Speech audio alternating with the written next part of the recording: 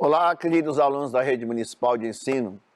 Eu sou o professor Williams Pimentel, professor de Ciências do 8º ano, e dando continuidade aos nossos estudos a respeito da reprodução de seres vivos, hoje em especial nós vamos nos dedicar aos tipos de reprodução encontrada nos animais. Beleza? Então vamos lá. Primeiro, só recapitulaçãozinha, para a gente entender a importância desse processo e características dos seres vivos.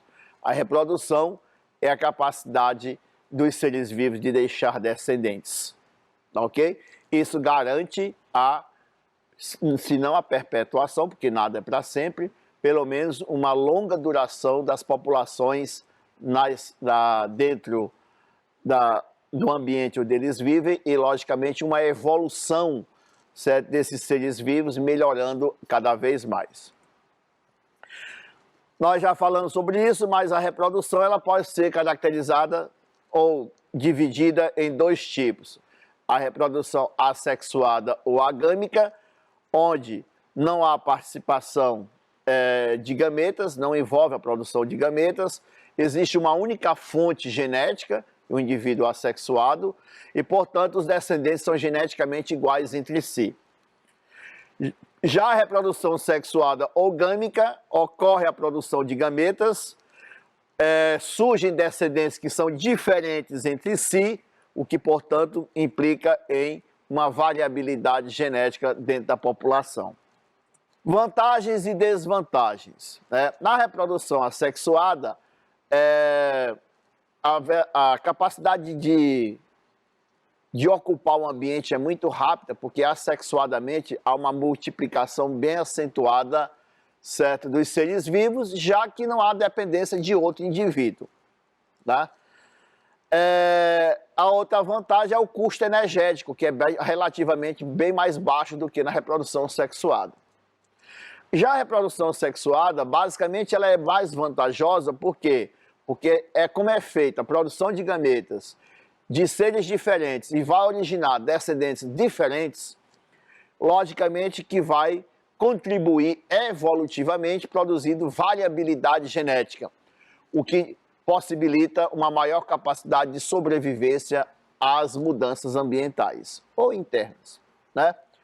Desvantagens da assexuada é que, como os indivíduos são geneticamente idênticos, né, devido à reprodução assexuada, eles têm, vamos dizer assim, menor capacidade de adaptação ao ambiente. Basicamente, a única fonte de variação que eles têm é a mutação. E a sexuada, a desvantagem é que ela leva mais tempo para povoar uma área, porque depende geralmente de outro indivíduo para poder reproduzir. E o custo energético é maior do que na reprodução assexuada. Bom, reprodução assexuada. Vamos começar pela cisparidade, ou divisão binária, ou bipartição. Nesse, o indivíduo duplica o seu material nuclear e, logicamente, que também vai se dividir e formar dois indivíduos geneticamente iguais. Tá, ok? O termo cisparidade é usado mais para indivíduos unicelulares, tá, ok? Como protozoários, como bactérias, algas, certo? Mas ele pode ser utilizado, o termo divisão binária, para outros seres. A gemiparidade ou brotamento. Então, o que acontece? Aqui nós temos dois exemplos, da esponja, né, da esponja do mar e do quinidário. São dois grupos animais, ok?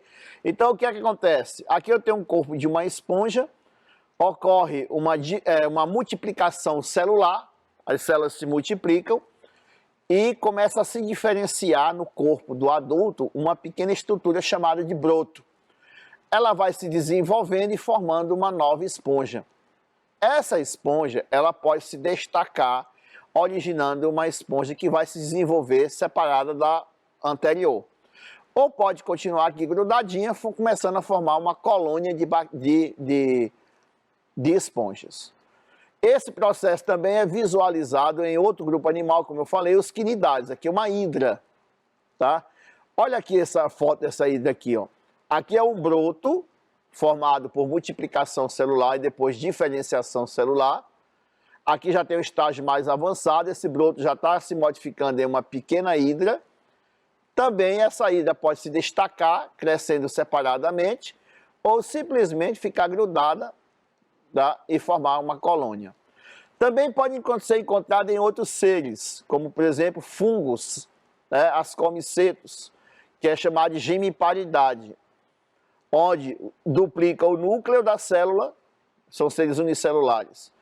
Esse núcleo migra para uma das periferias da célula e forma essa estrutura aqui, que é uma gêmula, daqui vai formar um outro indivíduo, uma outra célula, que é comum em fungos unicelulares. A regeneração. Em alguns animais, o poder de regeneração é tão espetacular, tão grande, que já pode ser considerado como um processo de reprodução assexuado. Acontece nas planárias, acontece, por exemplo, também na estrela do mar, que é um equinodermo, todos os animais. Então, por exemplo, na estrela do mar, tá o seu poder de regeneração, que seu corpo, uma vez fragmentado, um braço desse pode originar uma nova estrela do mar, e como a estrela que perdeu o braço pode regenerar o braço novamente. Então, isso acontece no ambiente natural, quando as correntezas fortes batem o corpo desses animais em superfície e acaba se quebrando. Ou então, quando são atacadas por predadores, elas conseguem escapar, mas tem parte do corpo mutilado. Elas se renovam, se regeneram completamente. Um outro caso que chama bastante atenção, está aqui na imagem, tá? É o caso da planária, que é um verme platelminto, parente da tênia e do esquistossomo.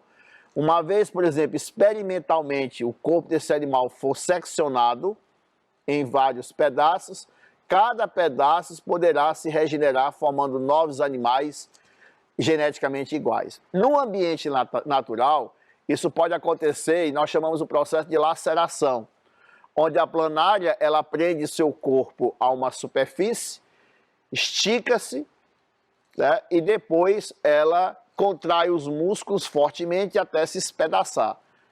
E aí o que acontece posteriormente é que os fragmentos vão se regenerar, formando novas planárias.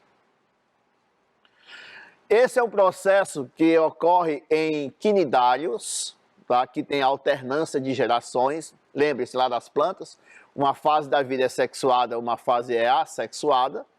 Aqui no caso, as medusas, né, que é a forma que nada livremente, são sexuadas, e a forma pólipo é a fase que se reproduz assexuadamente. O que é que nos interessa aqui? Essa parte bem aqui. Na alternância de gerações, a forma pólipo, simplesmente o corpo começa a se fragmentar transversalmente, como está aqui nessa imagem, né, formando o cifístoma, e esses fragmentos se soltam, tá? São chamados de éfiras. Essas éfiras se modificam e formam novas medusas. Essa é a estrobilização, o corpo se fragmenta transversalmente. Na reprodução sexuada ou gâmica, tá? A produção de gametas, tá? Produz variabilidade genética, envolve processos como a meiose, que reduz o número de cromossomos à metade, formando os gametas. Nós vimos isso na planta, mas para formar os esporos. E o processo da fecundação, que é o processo mais conhecido, certo, de reprodução sexuada, onde ocorre a união ou fusão desses dois tipos celulares. Tá ok? Então vamos lá. Aqui nós temos os gametas. No caso da nossa espécie, já que nós vamos encerrar essa fase falando da reprodução humana, então nós temos as nossas células, todas elas têm 46 cromossomos no seu núcleo, que é o material genético, o material hereditário, ok? Então, durante o processo do homem de formação do gameta masculino, que é chamado de espermatozoide, há uma diminuição pela metade do número de cromossomos. Então, o nosso gameta masculino só vai ter 23 cromossomos, graças a um processo chamado de meiose. Já aqui na mulher, do mesmo jeito, tá? A mulher tem 46 cromossomos, mas os seus ovócitos, né, os seus ovos vão ter só a metade. Por que que isso é importante? Que é para garantir que o número de cromossomos da nossa espécie, ou de qualquer outra espécie sexuada, mantenha-se sempre o mesmo.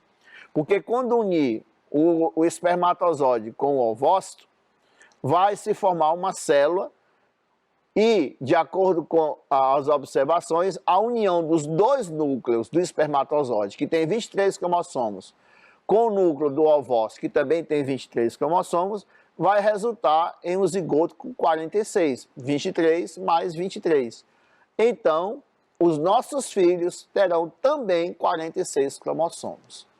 Isso é importante para manter o número de cromossomos sempre a mesma, geração após geração. Tá ok? Então, aqui nós temos o nosso gameta feminino, certo?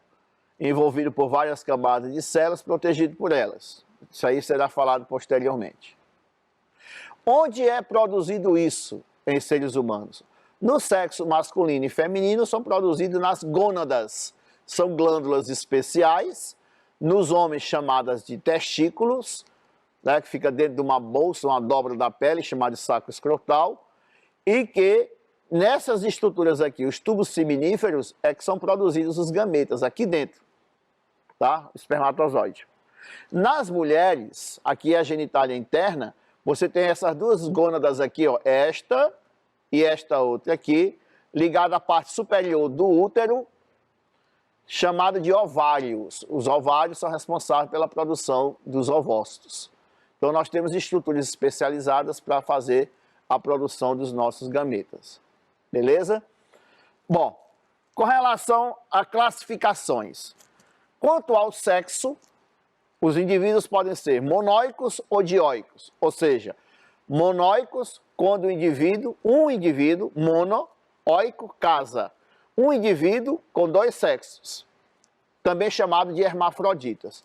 Dioicos, de dois, oico, casa, duas casas, ou seja, são os indivíduos de sexos separados. O macho com a estrutura reprodutora masculina e a fêmea com a estrutura reprodutora feminina. Beleza. Outro critério de classificação, quanto à fecundação, ela pode ser interna, dentro da cavidade corporal do indivíduo, ou pode ser externa, no ambiente externo, ou seja, geralmente, lógico, na água, tá? Ou em estruturas com bastante umidade, que poderemos ver depois. Quanto ao desenvolvimento, o desenvolvimento do embrião pode ser interno, dentro do corpo, ou externo, no ambiente, tá? E ainda quanto ao desenvolvimento, ele pode ser direto, ou seja, o feto, o embrião, aliás, ele já apresenta características semelhantes ao adulto, não há formação de larva, ou pode ser indireto. Durante o desenvolvimento embrionário, há formação de larvas. Tá ok? Aqui, ó, o indivíduo monóico ou hermafrodita. Esse é o nosso modelinho, a minhoca. Tá? A minhoca, ela é hermafrodita, ela é monóica, ou seja, ela produz gameta masculino e feminino. Então não cabe aqui usar a expressão minhoca macho e minhoca fêmea, isso não existe, porque ela produz os dois tipos de gametas. Tá legal? Só que essas minhocas, elas evitam a autofecundação. Por que a autofecundação? A autofecundação, ela é um processo em que os gametas do próprio indivíduo se unem. O que, evolutivamente, com relação à produção de diversidade genética, não é muito legal. Tá? Então elas fazem o que nós chamamos de fecundação cruzada. Ou seja, uma minhoca se cola na outra, né? Gruda o corpo na outra, e uma passa espermatozoide para o corpo da outra. E assim, o espermatozoide de uma vai fertilizar o óvulo da outra. Então, as duas saem fertilizadas desse processo, ao invés só de uma, se fossem dioicas. Os seres dioicos ou unissexuados são indivíduos que apresentam sexos separados. O macho produz o espermatozoide, a fêmea produz o ovócito. Então tem que haver o encontro desses gametas, tá? Para poder fazer, podendo ocorrer a cópula ou não. Tá? A fecundação pode ser externa, pode ser interna. Depende da variedade de indivíduo. Esse aqui nós temos um indivíduo que é monóico e realiza a autofecundação. O que é autofecundação? Como eu falei, é quando os gametas do próprio indivíduo hermafrodita se fecundam. Quer dizer, autofecundação, fecunda-se a si próprio, né? Fecunda a si mesmo. Então nós temos aqui, a tênia é o nosso modelo, é um verme platelminto que ataca o nosso intestino, tá? É um verme grande, pode medir de 6, 8, 10, 12 metros de comprimento, e o corpo dele é dividido em cabeça, colo e o corpo propriamente dito. Só que o corpo é dividido em vários pequenos segmentos, chamados de proglótides.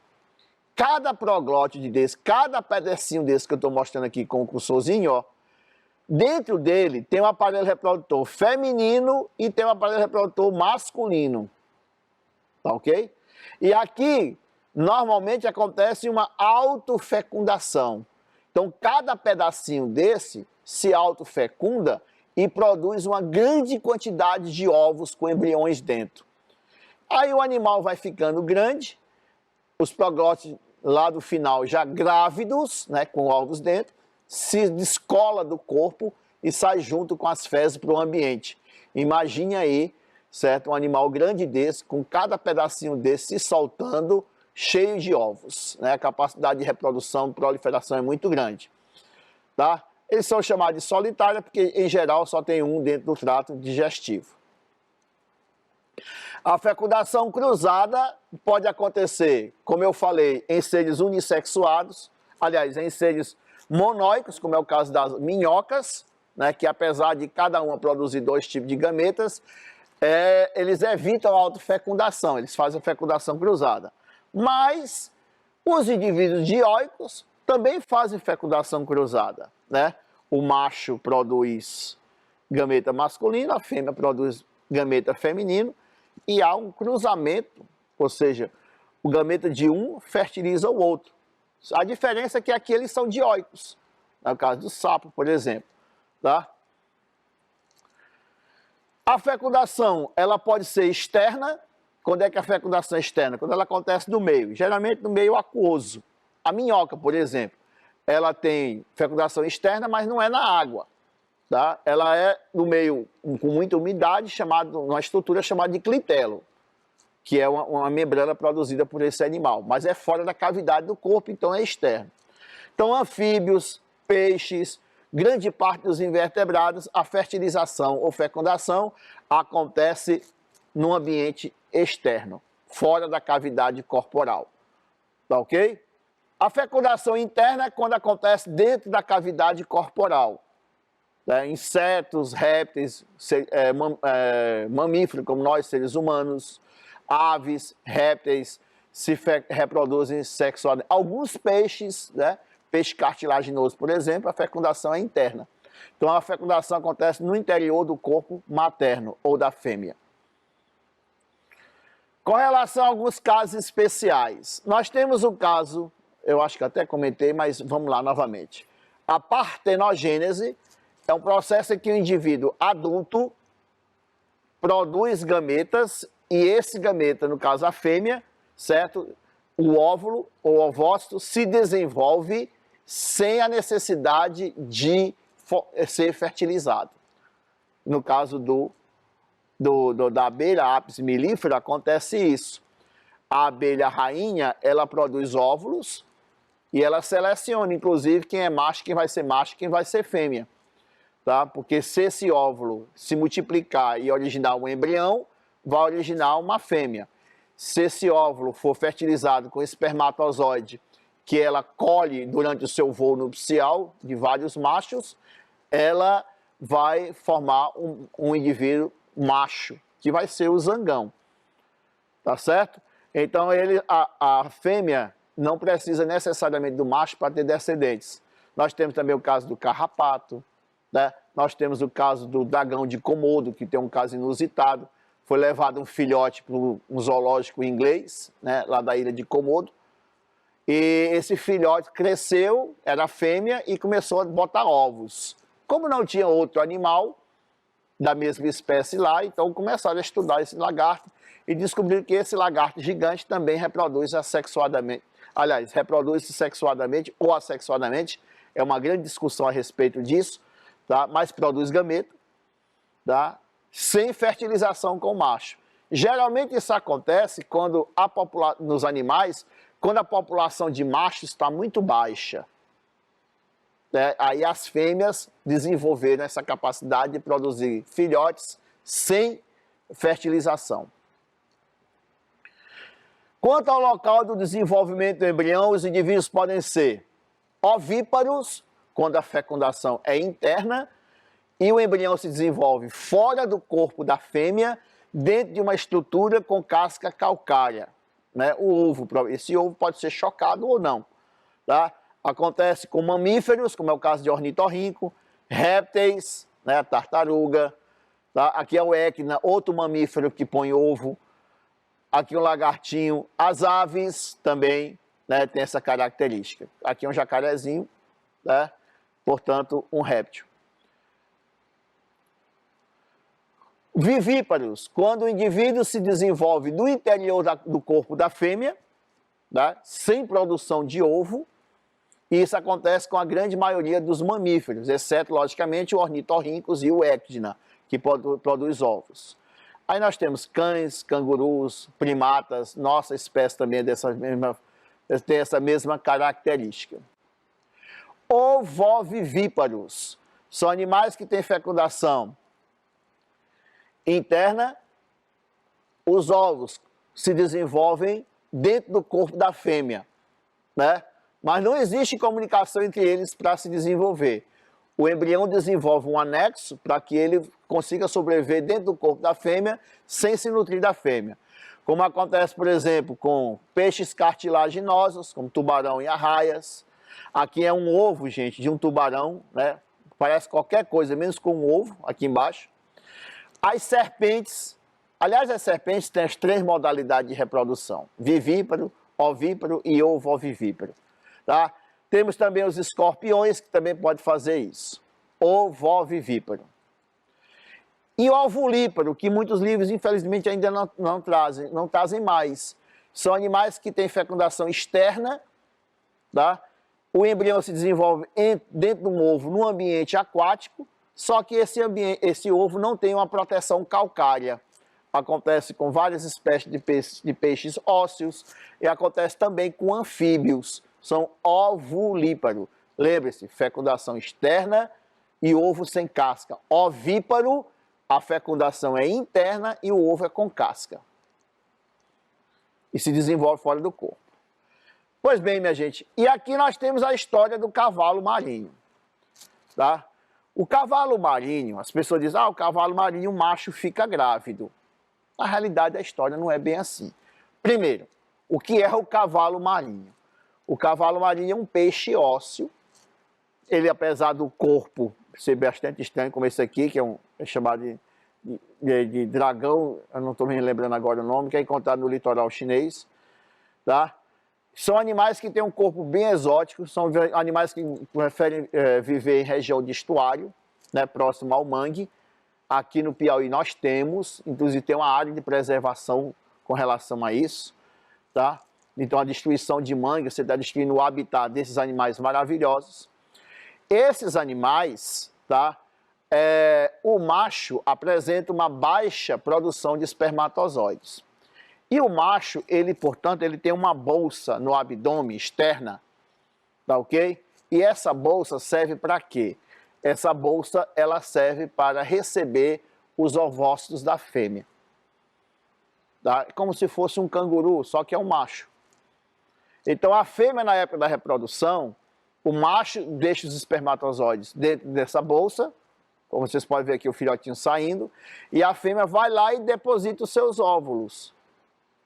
Ocorre a fertilização, aí você... então é interna. Não, é externa, porque essa bolsa não é dentro da cavidade corporal, é como se fosse um marsúpio. E aí o que vai acontecer é que ocorre o desenvolvimento do embrião nessa bolsa, e quando eles já estão formados, ele libera esses animais para o ambiente.